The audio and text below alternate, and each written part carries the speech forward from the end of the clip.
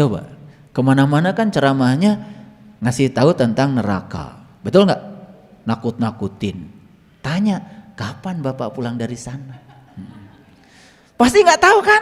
Iya, karena yang dia sampaikan itu hanya persepsi dia tentang surga dan neraka. Padahal di Quran dikatakan surga dan neraka adalah tempat di mana kamu masih bernafas. Jadi surga dan neraka itu adalah tubuh kita. Bisa jadi surga, bisa menjadi neraka, ya terserah Anda.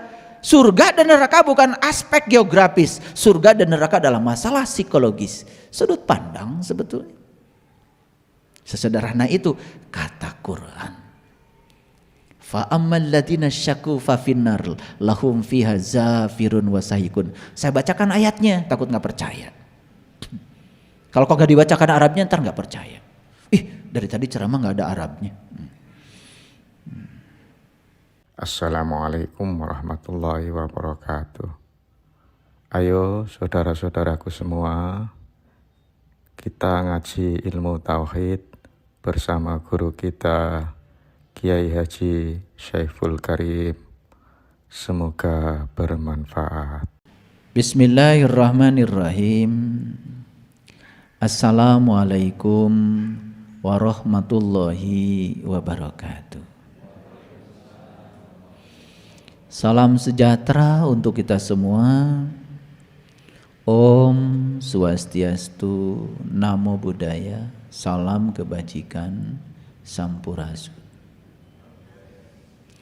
Rahayu Sagung Dumadi, semoga seluruh makhluk hidup, baik yang kelihatan maupun yang tidak kelihatan, di setiap ruang dan waktu, di semua tingkatan, senantiasa hidup berbahagia.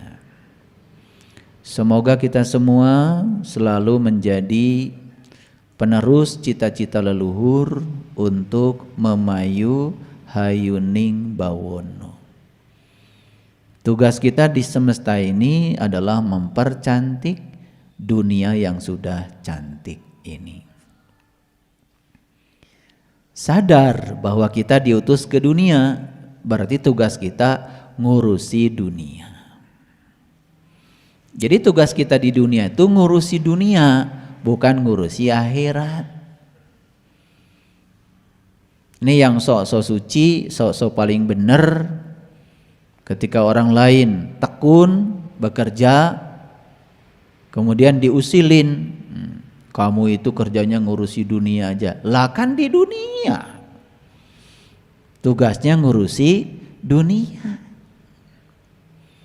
Tetapi supaya benar ngurusi dunia, kita ini sudah dikasih bekal, yaitu bekal akhirat. Jadi akhirat itu bukan nanti, akhirat itu awal kita. Makanya kita berasal dari Allah, kembali kepada Allah. Jadi kita itu berasal dari akhirat. Didatangkan ke dunia, udah selesai balik lagi ke akhirat. Akhirat itu bahasa Arab, artinya terminal terakhir, sekaligus juga terminal awal. Makanya jangan menjadi orang yang latah. Begitu ada orang meninggal, langsung kalian bilang inna lillahi wa inna ilaihi rajiun. Padahal kita juga nggak ngerti dengan ucapan itu. Karena itu bahasa Arab, kita menganggap asal Arab itu doa. Kan gak sedikit sekarang umat Islam menganggap innalillahi wa inna ilaihi rajiun itu seakan-akan doa untuk orang yang mati. Kan konyol.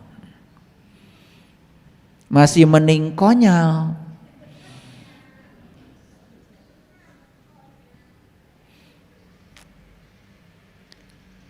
Jadi innalillah, sesungguhnya kita berasal dari Allah. Sadari ya. Wa inna ilaihi rajiun. Ilah itu bukan Allah. Ilah itu apa yang kamu pertuhankan. Betul kita berasal dari Allah, tidak bisa dibantah lagi. Apakah semua yang berasal dari Allah akan kembali secara otomatis kepada Allah? Ya belum tentu. Yang tahu jalannya ya baliknya ke Allah. Yang nggak tahu jalannya ya entah kemana. Makanya innalillah, sesungguhnya kita berasal dari Allah, wa inna illah, dan kita akan dikembalikan pada apa yang kita pertuhankan. Ya kita menuhankan Allah, ya baliknya ke Allah. Kalau kau menuhankan rumahmu, ya kamu juga nggak balik-balik ke Allah, ya tinggal saja di situ, muter-muter. Ya berpisah tubuh dengan ruh, berpisah. Tetapi keterpisahan itu tidak membuat dia pulang. Tubuhnya kembali ke tanah, yes. Tetapi apakah ruh yang ditiupkan ke dalam tubuhnya itu kembali lagi? Belum tentu. Jadi asal dari Allah dan akan kembali kepada apa yang dia pertuhankan. Kan masuk akal. Itu teks bahasa Arabnya begitu. Jadi tidak ada kata-kata doa di situ. Oleh karena itu maka ya, asal kita adalah Allah, tempat akhir perjalanan kita juga Allah. Jadi akhirat itu apa? Akhirat itu adalah terminal terakhir, akhir sekaligus juga terminal awal. Jadi kita ini makhluk apa? Aslinya kita ini makhluk akhirat, sedang dikaryakan di dunia, membawa nilai-nilai akhirat yang disebut dengan nilai-nilai keilahian. Makanya ketika ruhku ditiupkan ke dalam diri kita, bukan hanya wajibul wujudnya yang ditiupkan, tetapi juga sifat karakternya Allah.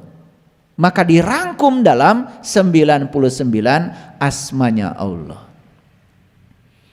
Jadi saat ruhku ditiupkan itu, ditiupkan juga Ar-Rahman, ditiupkan juga Ar-Rahim, Al-Malik, Al-Qudus, As-Salam, Al-Mu'min, Al-Muhaimin, Al-Aziz, Al-Jabbar, sampai As-Sabur, semuanya itu ada. Maka di Quran dikatakan segala kebutuhan tentang dirimu sudah ada dalam dirimu sendiri. Jadi tidak perlu mencarinya keluar. Nah, kenapa kita tidak mendapatkan yang kita butuhkan? Karena nyarinya selalu keluar. Makanya carilah ke dalam dirimu sendiri. Itu namanya meniti ke dalam diri. Gitu. Jadi tugas kita di dunia adalah mempercantik dunia yang sudah cantik ini. Makanya sebaik-baiknya manusia adalah yang berkarya, yang berguna untuk orang banyak. Bikin sendok aja udah ada gunanya hidup tuh. Bikin garpu tuh ada gunanya hidup itu. Bikin kain ada gunanya tuh hidup. Ya. Nah, kita ini selama ini mengatakan manusia berguna itu yang rajin melaksanakan ritual-ritual agama tertentu sampai dia melupakan dunianya. Nah, itu sudah salah kaprah. Sehingga kita menjadi orang yang usil pada orang lain ketika orang lain berkarya. Kan sekarang ya, kalau orang tidak berbuat apa-apa, asal kelihatan saja menjalankan ritual agama kan disebut soleh. Kan soleh itu ukurannya itu. Ngaji seminggu tiap hari, kerja enggak. Makanya ngaji itu nggak usah sering, ya nggak usah sering. Kalian tuh seragam sampai 7, tas 7, tas B7. Saya cuma khawatir aja keseringan seminar, kapan mau mengamalkan hasil seminar? Seminar terus. Kan sekarang ini kan asal orang rajin seminar dapat sertifikat kan gampang naik pangkat. Besok-besok sudah jadi guru besar aja. Kan gitu kalau PNS. Ya saya cuma khawatir aja. Itu yang seminar tiap hari, kapan dia punya waktu ngamalin hasil seminar? Sama dengan orang yang ngaji tiap hari, kapan ngamalkan hasil pengajian? Soleh itu bukan di pengajian. Kalau lagi begini kalian duduk di depan saya, kan kalian itu kelihatan seperti baik. Kalau di depan saya gini, kelihatan seperti sabar. Kalau udah pakai baju rapi gini kan kelihatan seperti soleh. Kelihatannya. Padahal tidak ada ujian apa-apa di sini. Tidak ada ujian apa-apa di sini. Ujian yang sebenarnya itu ketika kalian keluar dari sini. Naik sepeda motor, jalan macet, stop, jangan hidupkan klakson. Jangan nyalip kiri kanan, di situ aslinya kalian tuh kelihatan. Di sini ya, cari orang sabar susah saya ngukurnya. Tapi di jalan dia orang sabar kan gampang. Betul nggak? Nyalip kiri, nyalip kanan, udah jelas di stopan, masuk sini. Padahal diem aja. Kan ketika stopan sudah warna hijau, kan jalan juga. Di situ saya bisa lihat orang yang gak sabar. Di sini semua kelihatan seperti sabar. Jadi sebetulnya ketika sedang di masjid gini, kalian itu semua sedang pakai topeng. Sedang berpura-pura jadi orang baik. Keluar dari sini, sendalnya keinjek orang. Udah mulai nyolot itu. Itu aslinya tuh di situ. Nah, kita ini selama ini mengukur kesolehan dengan alat ukur yang salah. Kalau orang sudah putih ke atas, putih ke bawah, pakai ubal-ubal putih, sorban putih, tangannya cuma muter-muter tasbih, soleh. Padahal itu baru kelihatan soleh.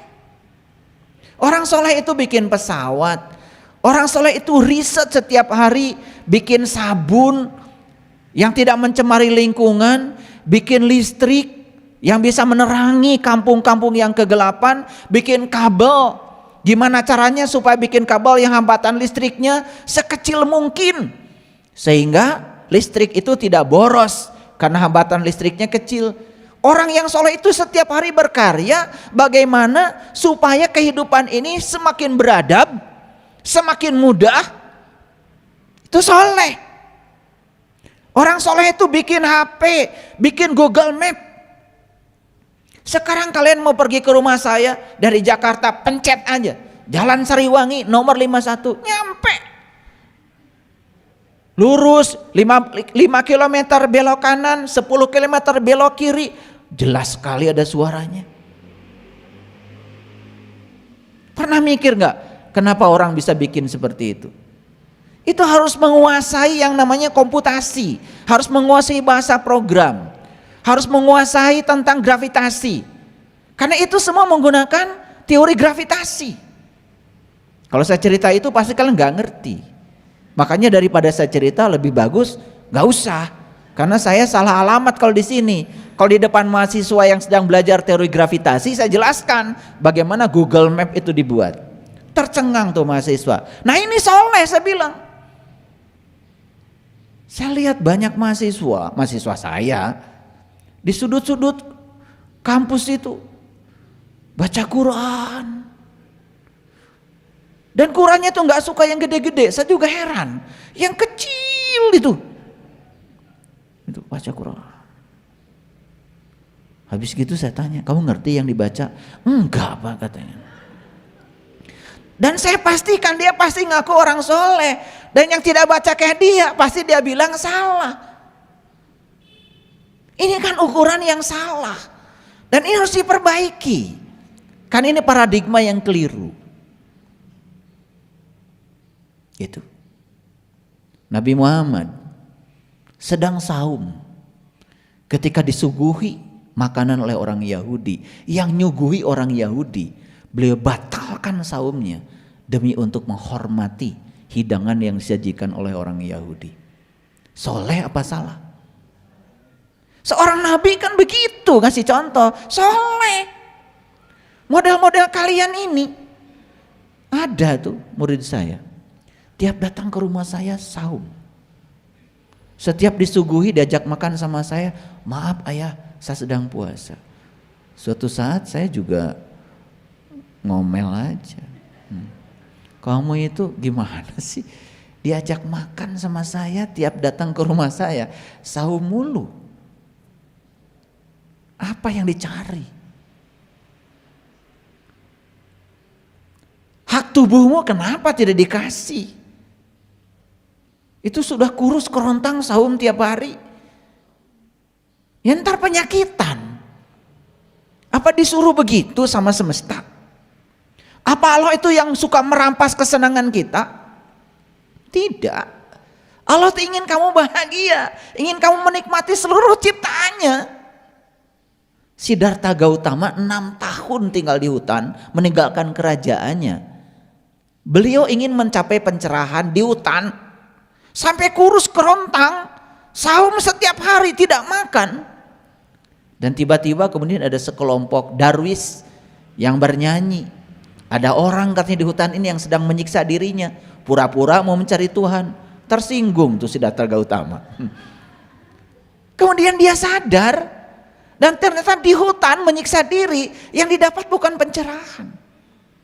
Dia pulang ke kerajaannya, makan seperti biasa, hidup seperti biasa, melayani orang-orang yang dia cintai. Justru di pohon bodhisattva inilah beliau mencapai pencerahan. Di pohon zaitun inilah beliau mencapai pencerahan.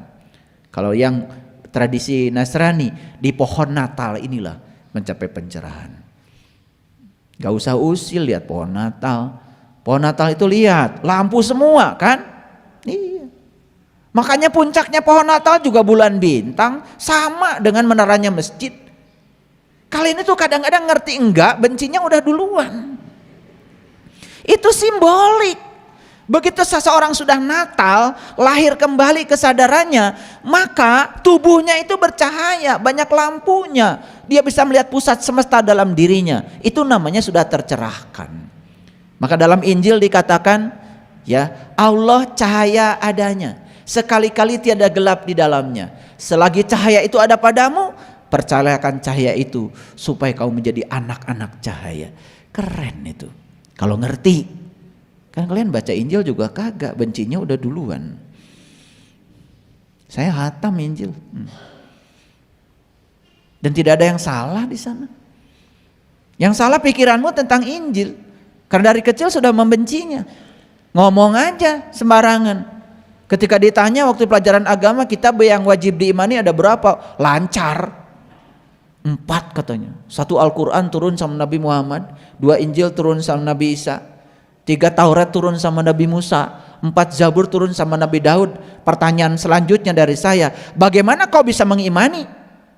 Punya aja enggak, baca aja tidak. Lucu kan? Memang lucu kalian ini. Bagaimana bisa mengimani? Saya waktu minta dibelikan Injil sama bapak saya juga dipukulin sama bapak saya. Ngapain kan kau minta Injil? Permintaan saya dianggap aneh. Padahal bapak saya ngajarkan pada saya, kitab yang wajib diimani ada 4. Quran saya punya, Injil pengen punya. Kenapa saya tidak boleh? Kan harus diimani. Apa yang salah dengan saya? Malah dipukulin. Ya udah, karena dipukulin ya saya ngumpulin duit beli sendiri. Diumpetin lagi. Karena nggak boleh kelihatan. Seperti itu kita beragama selama ini, tidak terbuka.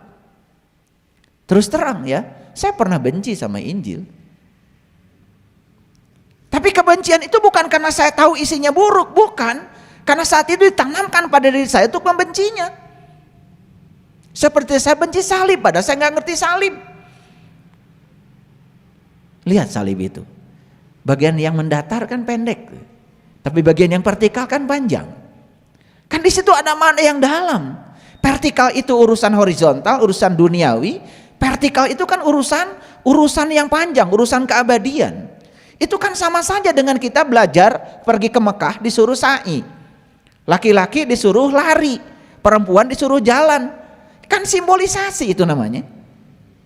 Apa maknanya? Laki-laki itu urusan ruhani, perempuan urusan jasmani.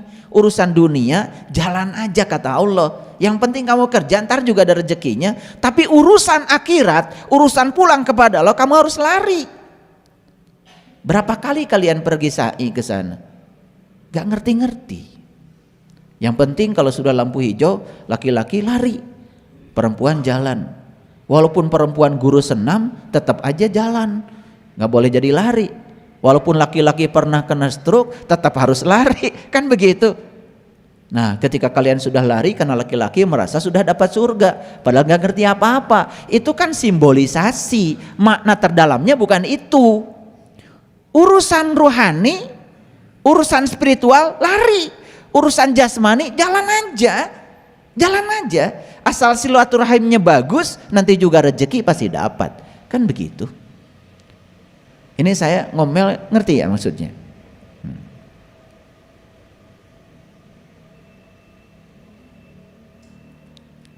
Makanya di dalam tradisi sahabat kita yang sedang merayakan Natal sekarang, kan pohon Natal menjadi simbolis. Nah, Natal itu bahasa lain. Kalau bahasa kita yang di Islam itu kan Maulid. Sama sebetulnya esensinya. Maulid itu apa? Kelahiran. Kelahiran siapa? Maulid itu bukan kelahiran Nabi Muhammad, tetapi kelahiran setiap manusia. Beliau sudah mencapai kelahiran yang kedua sehingga mencapai kesadaran. Satu Muhammad saja yang sadar, semesta terang benderang. Kapan kita mau lahir seperti beliau? Karena kita harus mengalami kelahiran yang kedua. Begitu kelahiran yang kedua lahir, maka tubuh kita menjadi pohon zaitun yang diberkahi. Bukan dari timur, bukan dari barat. Di situ kita menemukan nur ala nur, kan cahaya juga. Jadi sebetulnya dalam tradisi Nasrani kita mengenal pohon Natal, lampu semua. Dalam tradisi Quran surat An-Nur ayat 35 ada yang namanya cahaya di atas cahaya. Kapan itu? Ketika kita menemukan pohon zaitun kita ini bercahaya. Mana pohon zaitun? Bukan dari timur, bukan dari barat. Berarti bukan dari mana-mana dong. Kan diri kita sendiri. Ini adalah bodhisatwa kita yang sangat luar biasa. Kendaraan untuk mencapai kesadaran. Asik kan kalau kita mengerti semuanya? Sehingga kita menemukan nilai-nilai universalnya. Disitulah muncul toleransi. Makanya pagi-pagi, subuh-subuh saya mengucapkan selamat Natal 2022, tahun baru 2023. Semoga kebahagiaan Natal menjadi cahaya terang bagi semesta. Sahabat-sahabat Nasrani mendapatkan ucapan selamat dari saya, seneng banget. Apa begitu saya mengucapkan Natal saya jadi Nasrani? Kan tidak. Kalian mengucapkan hari pahlawan kan besok tidak jadi pahlawan. Kalian mengucapkan selamat hari ibu kan kalian juga tidak jadi ibu-ibu. Kenapa takut? Kalau saya mengucapkan hari Natal kan saya tidak jadi Nasrani. Betul nggak? Iya. Saya masih seperti ini. Nggak berubah.